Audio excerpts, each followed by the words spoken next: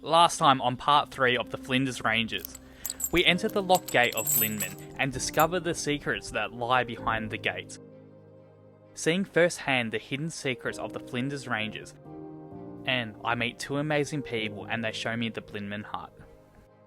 This time on Knock Loose 4x4, we travel to a remarkable pub just off the Outback highway where we tried locally brewed drinks with a ripper view. We find ourselves exploring old ruins and discover ancient artwork painted by the traditional owners of this beautiful land of Australia.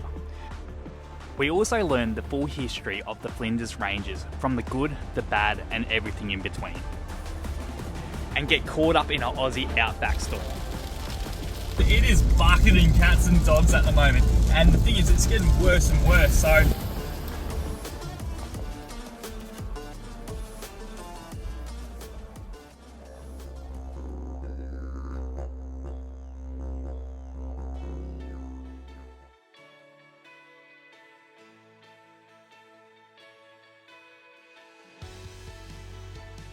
with a busy day ahead, I packed up camp and hit the road again.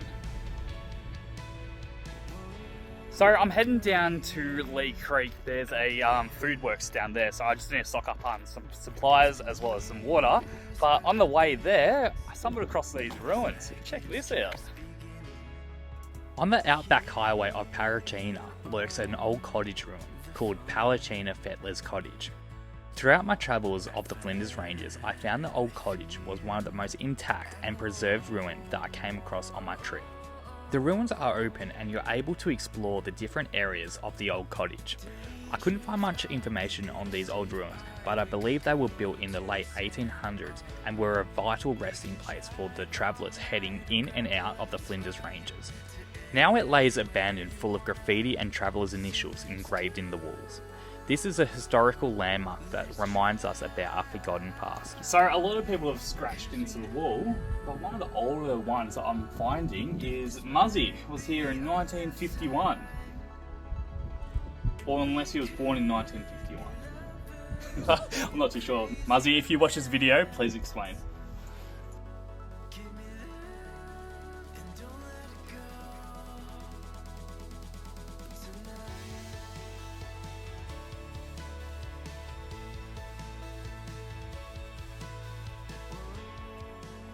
That was awesome. So I'm going to jump back into the Lux and head down to Lee Creek just to get some more food and water and supplies. So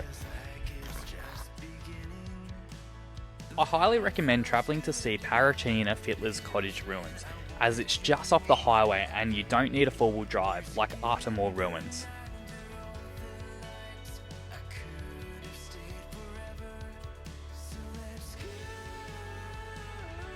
After I got the basics essentials from Lee Creek, I headed south and looked for a pub. I wanted to enjoy the Flinders sunset with a cheeky cold one in hand. There was one pub in the Flinders Ranges that I was frothing to see. This pub was called the Prairie Hotel.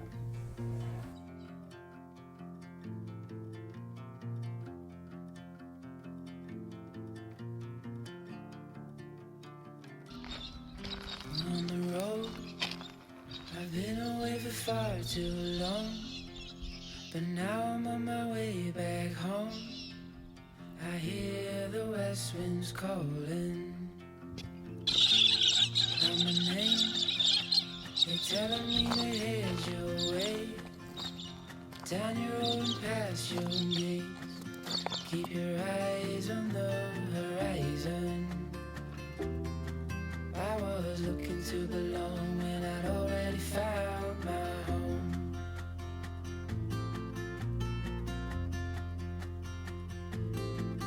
Won't be long, I'm there before the setting sun, for you to fall into my arms, a place I call my home.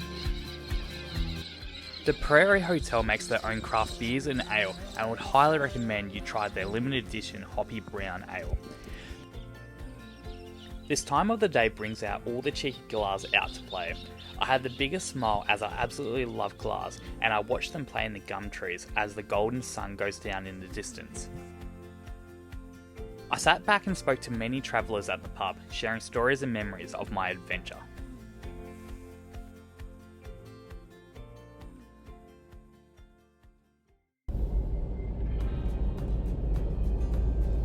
at the moment we're heading down to this special rock called Arkaroo Rock. Now, I hear you guys say, what's so special about this rock?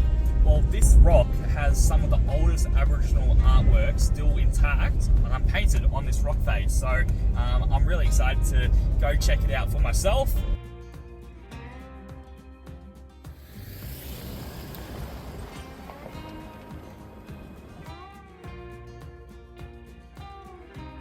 And it is so windy here, where it's got that bad. I've tried to film a couple of clips of my car driving down because it's absolutely beautiful.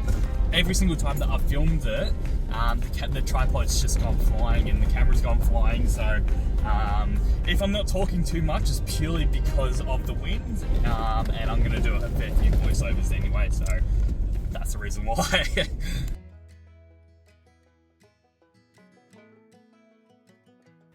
The hike to Arkaroo Rock from the car park is just over 3 kilometres and does a complete loop around.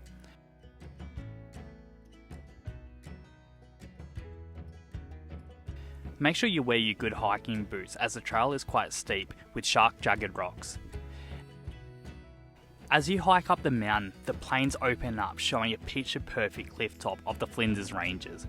It honestly felt so unreal as I've travelled a fair bit in my lifetime, but the Flinders Ranges is truly in a league of its own. This area used to be home to the Adimashana people and hold great significance for them. So if you come up here, make sure you treat this land with respect and take any rubbish home.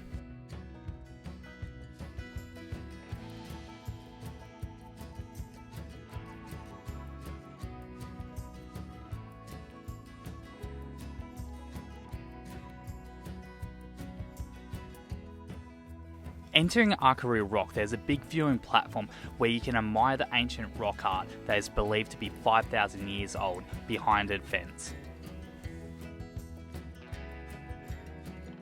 This artwork tells the Dreamtime story of how Willapina Pound was created. Arkaroo is an important name in the Flinders Ranges, and many places are named after this Dreamtime story, such as Arkaroo Village, Arkaroo Creek, Arkaroo Springs, and the Willapina Pound.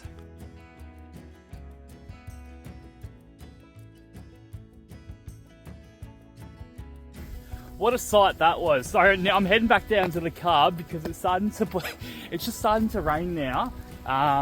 Unfortunately with the Flinders weather, it's so unpredictable. Today was never meant to rain, and yet it's raining right as we speak.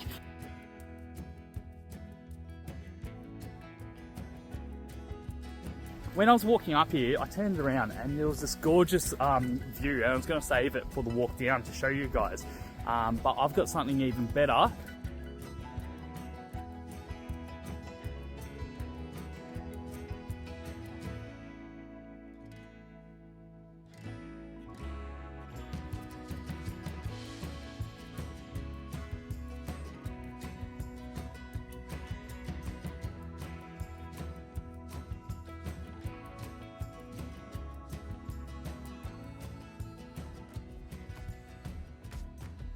So luckily I brought myself some good boots to come down to the Flinders Ranges. These rocks are really slippery. Check out my boots. So we got a broken clip here.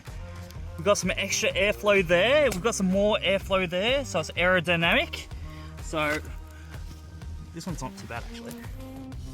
With my aerodynamic boots, I was able to get to the car a lot faster before the rain set in.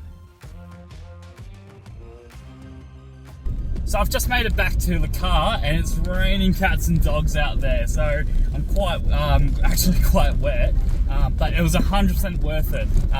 Going down and seeing the Arkaroo Rock at this time, even though it was raining, it was still a magical experience. And I got to see that rainbow over the Flinders Ranges was spectacular. So definitely if you're coming down this area, put Arkaroo Rock in because you will not be disappointed. As I left Arkaroo Rock, the rain got heavier and heavier and made the call to go get a place to stay. My Dashi rooftop tent is fantastic, but the storm was getting worse by the minute. So So we've left the northern side of the Flinders Ranges because it is bucketing cats and dogs at the moment.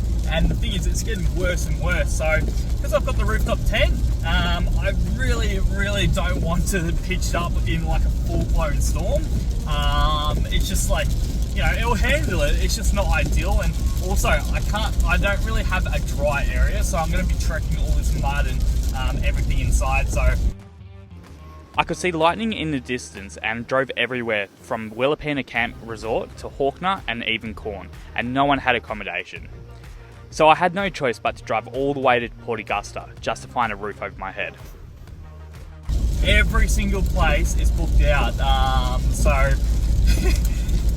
all these people with caravans literally booking out all these motels and all that. The Flinders Ranges weather is beyond unpredictable, and there was no warnings or weather alerts about this storm. I pushed through to Port Augusta and checked in and called it a night.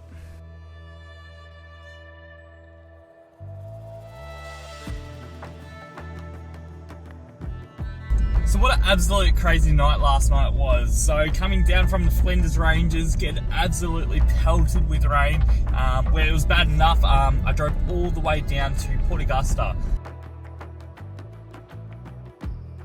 I went down to WADA Outback Centre in Port Augusta to get some information and local maps of the Flinders Ranges. Little did I know this information centre had more than just maps and goodies inside. The first thing you see in this award-winning information centre is the mouth of this giant reaper lizard called Max. Inside you can creep through the jaw of the lizard and get transported back in time and discover the full history of the Flinders Ranges. At the start, you learn about the ancient animals that used to roam this land, seeing interactive buttons all over the walls. You learn about the Dreamtime stories of the Flinders Ranges and discover how the traditional landowners survived in this harsh land.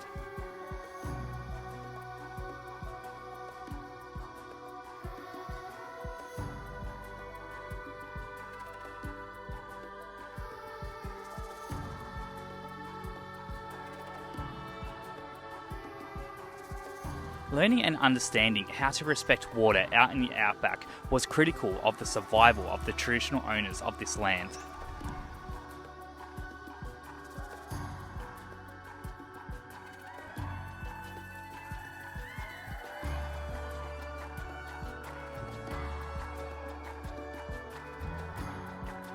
It threw me back seeing old photos of BLINMAN's mine equipment and realising I was standing next to it a few days prior.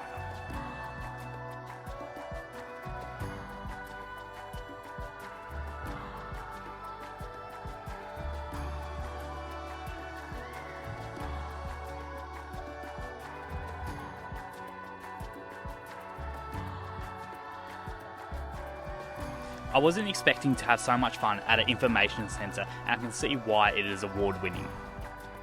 I learned so much and it brought out the inner kid of me. Looking back at it now, I wish I went down to WADA Outback Centre in Port Augusta before I entered the heart of the Flinders Ranges. I highly recommend anyone and everyone to visit this centre, as you'll have a blast learning the history of the Flinders Ranges, just like I did.